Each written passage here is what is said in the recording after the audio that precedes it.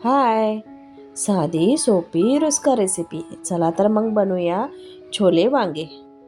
आज माझा आवाज चांगला नाही आहे कारण मला खूप सर्दी झाली. तर चला साहित्य काय काय हवं ते सांगते. वांगी, टोमॅटो, लसूण, मी 2 कांदे घेतले छोटे आहेत म्हणून, तुम्ही मोठा एक घेऊ शकता. आणि हरभऱ्याचे गाठे, त्याचे आपल्याला दाणे काढून घ्यायचे आहे. कोथिंबीर आणि कढीपत्ता.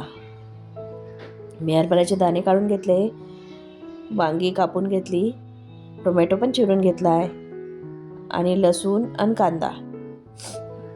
आता आपल्याला थोडे साईडला हरभऱ्याचे दाणे काढून घ्यायचे आहेत आणि थोडे तिच्यातच राहू द्यायचे आहेत.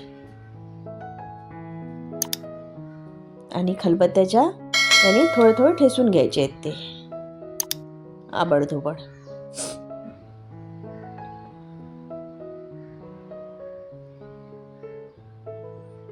आणि लसूण पण आपल्याला थोडा ठेसून घ्यायचा आहे.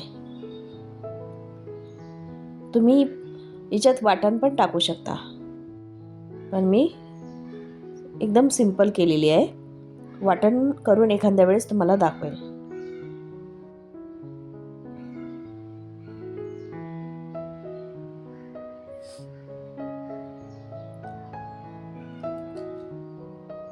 बघा कसे बारीक केले.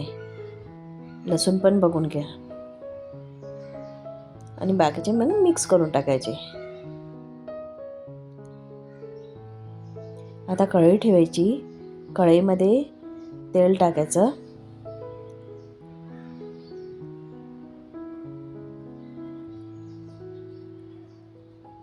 कढई चांगली गरम होऊ द्यायची. मग मोहरी टाकायची आणि जिरे टाकायचे. मग कांदा, कढीपत्ता काही मी बारीक चिरून घेतला आहे, काही तसाच ठेवला आहे.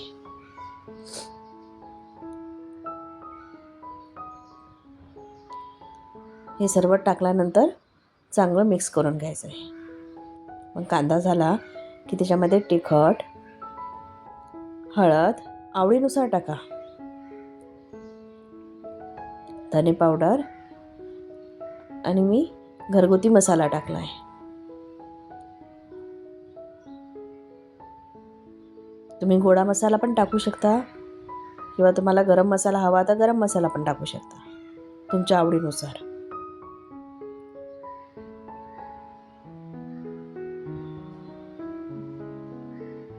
याच्यामध्ये टोमॅटो टाकायचे.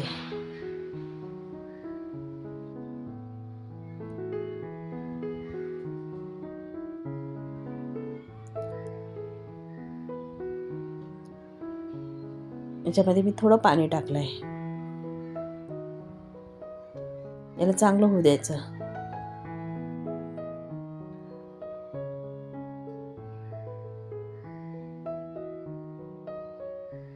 ते छोले जे आहेत ते टाकले आपण, हरभऱ्याचे दाणे. हे हिरव्या हरभऱ्याचे दाणे असल्यामुळे भाजीला खूप चांगली टेस्ट येते. तुम्ही करून बघा एकदा.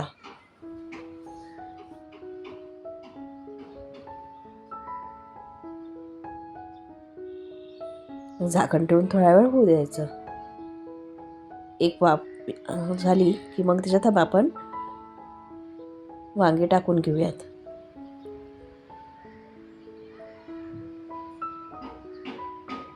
आणि मीठ टाकायचं.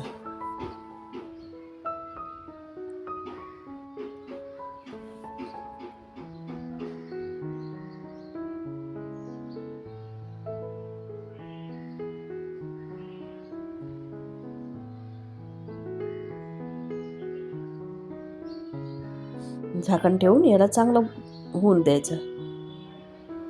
पुन्हा थोडं पाणी टाकायचं. जास्त पाणी नाही टाकायचं, पण तुम्हाला रसा हवा असेल तर टाका.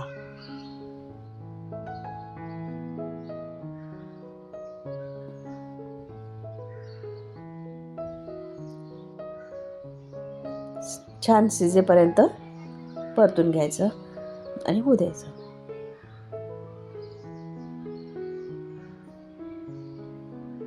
पुन्हा थोड्या वेळ झाकण ठेवायचं.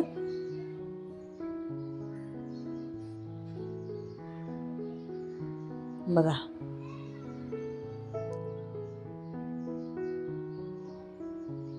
आता शिजले की नाही बघून घ्यायचं आणि कोथिंबीर टाकायची. झाली की हो आपली भाजी तयार. या खायला. तुम्हाला माझी रेसिपी आवडल्यास लाईक करा, शेअर करा, कमेंट करा आणि सबस्क्राईब करायला विसरू नका.